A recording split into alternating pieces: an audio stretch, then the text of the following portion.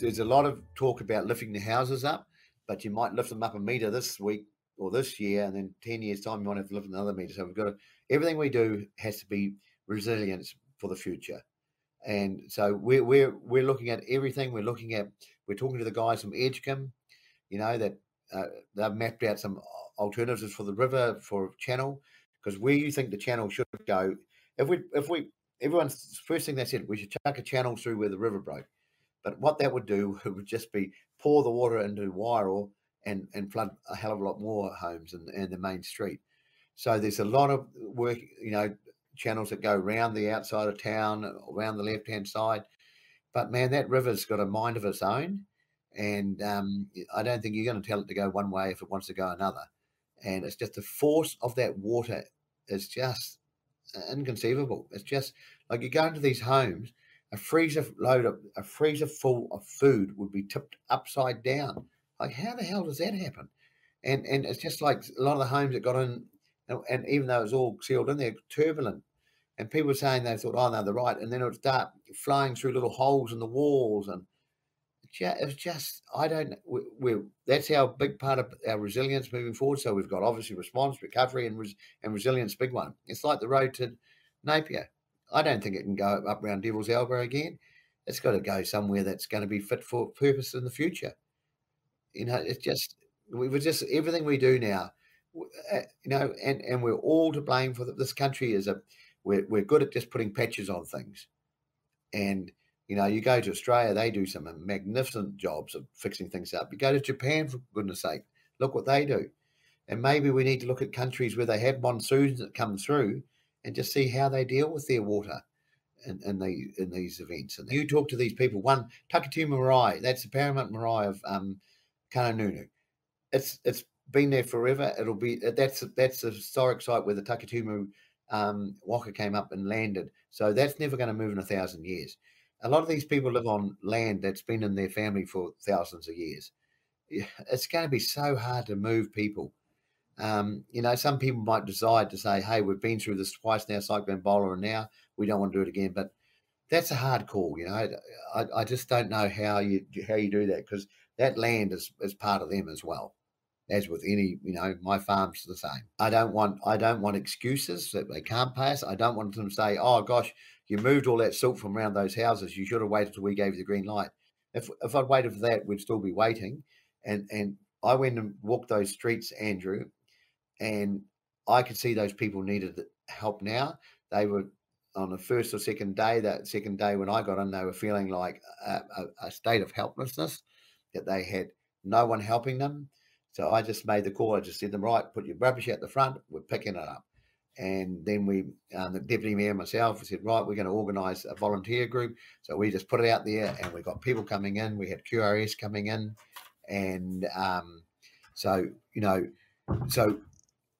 if we wait for government, sometimes it's too long, but don't come back to and say, oh, you shouldn't have done that. You should have waited till we gave you the green light.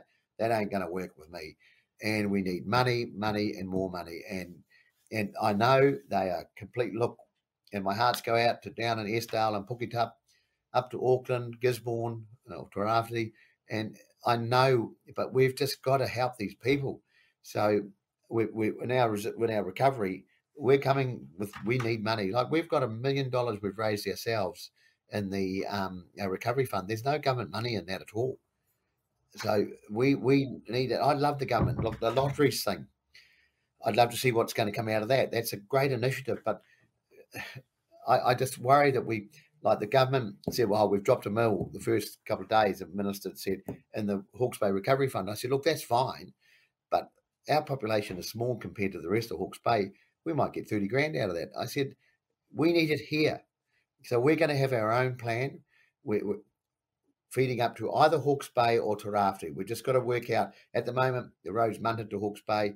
We'll probably look better towards Tairāwhiti for our recovery, because you need connectivity to recover. After Cyclone Villa, we had the amount that our bit that we had to pay from that was 1.4 million. So we haven't even, we're saying we're going to work out how, so we haven't even paid that yet into our annual plan this year. So we've got 1.4 on the back step, and on the back foot, and then we've got to, whatever we're going to have to pay for this. We can't afford it, and a lot of communities can't.